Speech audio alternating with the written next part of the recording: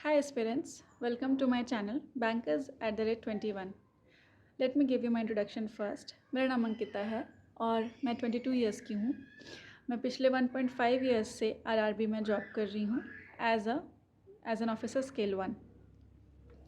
Through this channel मैं आपके साथ अपनी जर्नी और अपने अचीवमेंट्स और साथ ही साथ अपनी बहुत सारी लर्निंग्स जो मैंने अपनी प्रिपरेशन के दौरान सीखी हैं वो मैं आपके साथ शेयर करूँगी, जिससे आपके प्रिपरेशन में भी आपको काफ़ी हेल्पफुल होगा।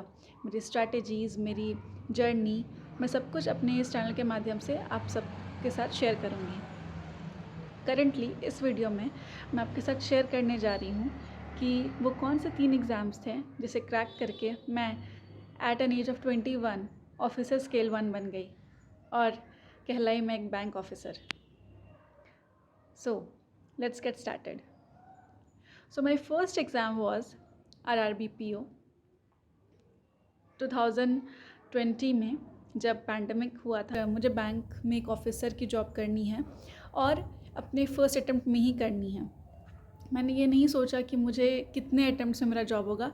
मैं एक टारगेट लेके चली थी कि मुझे ये जो बैंकिंग की जॉब है वो मुझे फ़र्स्ट अटैम्प्ट में ही निकालनी है। सो फर्स्ट एग्ज़ाम था मेरा RRB PO का। उसकी नोटिफिकेशन अराउंड जुलाई तक आ चुकी थी। मैंने फॉर्म भरा एंड 9 अगस्त को प्री का एग्ज़ाम था RRB PO का। उस एग्ज़ाम में मैंने 59 अटैम्प्ट किए। जो भी लोग जानते हैं इस बैंकिंग फील्ड को, उन्हें पता है कि RRB PO में 80 क्वेश्चंस होते हैं। मैंने एक्सपेक्ट किया था अराउंड कि मैं 65 to 68 क्वेश्चन को अटैम्प्ट करूँगी, बट वो नहीं हो पाया। मैंने 59 क्वेश्चंस ही अटैम्प्ट करे। मैं थोड़ा वहाँ पे नर्वस हो गई थी कि क्या मैं आगे के एग्ज़ाम्स में इससे अच्छा कर पाऊँगी। बट मैंने वहाँ पे अपने नर्वसनेस को साइड किया एंड मैंने बहुत अच्छे से प्रिपरेशन किया, क्योंकि IBPS PO के प्री का एग्ज़ाम उसके जस्ट 1 महीने बाद था and I wanted to give my best shot to that. Fast forward 1 month, IBPS PO का प्री का एग्ज़ाम हुआ and yes, I attempted 77 question with good accuracy. मेरा एक ही फंडा हुआ करता था कि या तो मुझे क्वेश्चन आते हैं तो मैं करूँगी और नहीं आते हैं तो मैं उन्हें साफ छोड़ देती थी। उसके बाद फास्ट फॉरवर्ड 2 to 3 मंथ्स, अक्टूबर में मेरा IBPS PO का प्री का एग्ज़ाम था और उसके बाद अराउंड 2 महीने के बाद IBPS क्लर्क के एग्ज़ाम थे। Someone told me that if you won't be able to attempt more than 90 in IBPS clerk exam, then you are not going to crack it because competition बहुत high होता है। And मैंने अपने पूरे जान लगा दिया IBPS क्लर्क के लिए and I attempted there 97 questions. Yes, 97 मैंने अटेम्प्ट किया।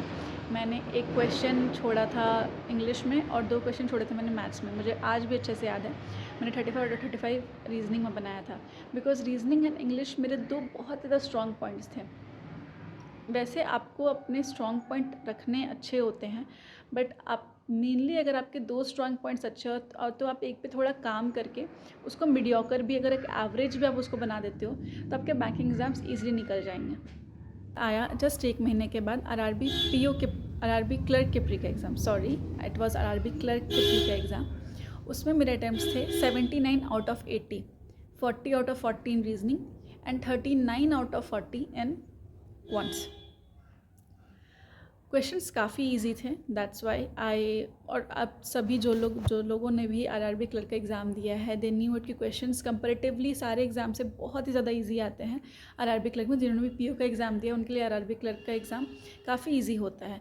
बस आपको एक्यूरेसी एंड स्पीड आपकी यहाँ मायने रखती है। आफ्टर टिल जनवरी, जब तक RRB क्लर्क का एग्ज़ाम मैंने दिया, मेरे कोई भी रिजल्ट्स नहीं आए थे, तो मैं साइड बाय साइड मेंस का प्रिपरेशन धीरे धीरे लेके चल रही थी। दैट इज़ मीन्स के मैं पज़ल सॉल्व कर रही थी, मेंस के मैथ्स की DI सॉल्व कर रही थी और मैं GA रेगुलर बेसिस पे पढ़ रही थी, लाइक 50 क्वेश्चंस अ डे। मैंने कम से कम 6 मंथ्स का GA पढ़ा था। 50 क्वेश्चंस अ डे का मैं रखती थी कि मुझे GA कंप्लीट करना ही करना है। सो 29 जैन को मेरा था RRB PO का मेंस का एग्ज़ाम, 29 जैन, और उसके 2 ही दिन बाद दैट इज़ 2 फेब मेरा IBPS PO का मेंस था। वो दोनों मेंस के बीच में गैपिंग इतना कम था कि मुझे दोनों के लिए साइमल्टेनियसली प्रिपेयर करना पड़ रहा था। So what I did that I start giving मॉक्स of RRB PO कि उसमें time management is the main factor. उसमें आपको सेक्शनल टाइमिंग नहीं मिलती है कि आप उतने में ही कर पाओगे, तो आपको टाइम मैनेजमेंट भी बहुत बहुत ही अच्छे से करना होता है। तो मैं टाइम मैनेजमेंट के लिए RRB PO के मॉक्स दे रही थी, और मुझे इतना पता था कि IBPS PO के मेंस में टाइम मुझे बहुत मिलेगा, मुझे बस सिलेक्टेड क्वेश्चंस को अटेम्प्ट करने हैं जिससे कि मेरा मार्क्स बहुत बहुत ही अच्छा आ सके। सो GA तो मैंने दोनों के लिए साइमल्टेनियसली एक ही साथ प्रिपेयर किया था। देयर इज़ नथिंग डिफरेंट जो मैंने दोनों एग्ज़ाम्स के लिए किया। GA के लिए कुछ अलग मैंने नहीं किया था। 29 जैन को एग्ज़ाम होता है RRB PO का। मैं एक्सपेक्ट कर रही थी कि GA का जो सेक्शन है वो बहुत ही मेरे लिए बूंद साबित होगा। मतलब था एस्पिरेंट से कि आप RRBs में अगर GA अच्छे से करके जाओ विद सम स्टैटिक पोर्शन तो वो आपका गेम चेंजर साबित हो सकता है। बट यहाँ पे तो GA ने मेरा गेम ही चेंज कर दिया। उस साल काफ़ी हार्ड आया GA। शायद मेरे टोटल अटैम्प्ट्स थे 124। मैं बहुत डिसहार्टन थी, और उसके बाद मैं इतनी टेरिफाइड हो गई मेंस को लेकर के कि मैं घर जा कर के सिर्फ GA पढ़ी, और मैंने कोई भी रीजनिंग का कोई मॉक नहीं दिया, मैथ्स का कोई मॉक नहीं दिया, ना कोई क्वेश्चन सॉल्व किए इन 3 दिनों में। मैंने बस एक लेटर टाइपिंग और डिस्क्रिप्टिव के लिए कुछ वीडियोस देखे। मैंने लेटर टाइपिंग के लिए एक छोटा सा फॉर्मेट देखा और उस पर 2-3 अपने लैपटॉप पे ही लेटर टाइप कर लिया, और मैंने टाइमिंग देखा कि मैं 10 मिनट के अंदर या 5 मिनट के अंदर उस लेटर को टाइप कर पा रही हूँ कि नहीं। आफ्टर दैट मैंने अपना ऐसे के लिए मैंने कुछ टॉपिक्स देखे जो ऑलरेडी ऐसे लिखे हुए थे, टेलीग्राम पे मैंने कहीं से तो निकाले थे, और मैंने वो बस टॉपिक देख के मैं चली गई। नेक्स्ट डे 2 फेब को मेरा IBPS PO का एग्ज़ाम था, and to my utmost what to say surprise it went awesome. IBPS PO का मेंस देने के बाद आई वॉज हैप्पी, क्योंकि मेरे रीजनिंग थोड़ी हार्ड थी बट वो अच्छा गया था। अराउंड 23 क्वेश्चंस मैंने अटैम्प्ट किए थे। रीजनिंग में 24 करे थे, and that was also sure shot. मैंने कोई तुक्के नहीं मारे। इंग्लिश मेरा हमेशा से एक स्ट्रॉन्ग पॉइंट रहा है, तो मैंने इंग्लिश में मैंने फुल अटैम्प्ट किया, और मैथ्स में मैंने अराउंड 20 अटैम्प्ट कर दिया था। सो मेरे लिए IBPS PO it was a chilled game for me कि हाँ वो बहुत अच्छा गया है, मेरा हो जाएगा। IBPS क्लर्क मेरा था मार्च में, बट उसके पहले RRB PO मेंस का रिज़ल्ट आ गया, and yes I qualified that. But RRB clerk का भी रिज़ल्ट आ चुका था प्री का, और मैंने दोनों ही क्वालिफाई किया था। RRB क्लर्क के प्री में मेरे 79.75 मार्क्स थे। सो जब दोनों मैंने क्वालिफाई कर लिया तो क्या हुआ कि RRB PO का इंटरव्यू का डेट एंड RRB मेंस के क्लर्क के मेंस का डेट, दोनों का डेट साथ में हो गया एक ही दिन। So it was my call कि मैं किस में जाना चाहती हूँ। ऑब्वियसली मैंने एक डिसीज़न लिया कि मैं RRB PO का इंटरव्यू देने जाऊँगी। इंटरव्यू एक ऐसा राउंड था कि अगर वो ख़राब चल जाता तो नहीं निकलता, अच्छा चल जाता तो निकलता। तो मैंने बोला कि नहीं, मैं इंटरव्यू ही देने जाऊँगी RRB क्लर्क। इन केस अगर नहीं होता है तो मेरे पास अभी भी 2 एग्ज़ाम्स रखे हैं, मैंने 2 एग्ज़ाम्स का बैकअप ले रखा है। तो मैं RRB PO के इंटरव्यू में चली गई। मेरा RRB PO का इंटरव्यू एवरेज था। It was not too good and it was not too bad. कुछ सवाल के जवाब मैंने दिए और कुछ सवाल के जवाब मुझे नहीं आते। मैंने पोलाइटली मना कर दिया कि sir sorry sir, I don't know. और उसके कुछ ही दिन बाद मेरा IBPS PO का भी इंटरव्यू था। That interview went fantastic, I seriously से। वहाँ पे वो जो पैनल था उन्होंने मुझे थोड़ा प्रेशराइज़ करेंगे कि ताकि मैं अपना आंसर चेंज कर दूँ। बट जस्ट बिकॉज मेरा कॉन्सेप्ट बहुत अच्छे से क्लियर था, वो लोग जितना भी मुझ पे प्रेशर कर रहे थे कि नहीं तुम देखो ऐसा होगा वैसा होगा करके, मैंने बहुत अच्छे से उस सिचुएशन को हैंडल किया। एंड टू माई इटमोस्ट सरप्राइज वो इंटरव्यू बहुत ही अच्छा गया था, बहुत ही ज़्यादा अच्छा।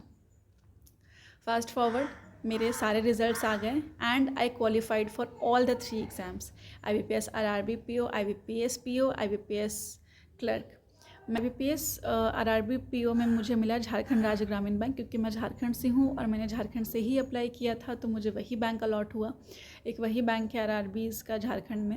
IBPS PO में मुझे अलॉट हुआ था बैंक ऑफ इंडिया, जो कि मेरी पहली प्रेफरेंस थी, और IBPS क्लर्क में भी मुझे बैंक ऑफ इंडिया ही अलॉट हुआ था, जो कि मेरी पहली प्रेफरेंस थी।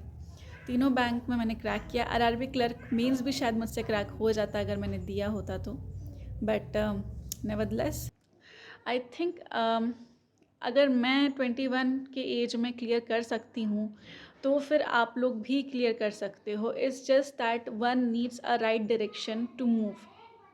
मैं यहाँ पे इस चैनल के थ्रू आपको वही हेल्प करूँगी regarding the preparation, the interviews, जो भी चीज़ ज़रूरी है एक बैंकर बनने के लिए। मैं आप सबको अपना जर्नी के थ्रू, जो मेरी जर्नी रही है, मेरी स्ट्रैटेजी रही है, मैं उसके थ्रू आप सभी को गाइड करूँगी कि आपको कैसे पढ़ना है, किस सोर्स से पढ़ना है, क्या क्या बुक्स लेनी चाहिए, इंटरव्यू के टाइम पे कोई सिचुएशन को या कोई क्वेश्चन को कैसे टैकल करना है, वो मैं सब आपके साथ शेयर करूँगी।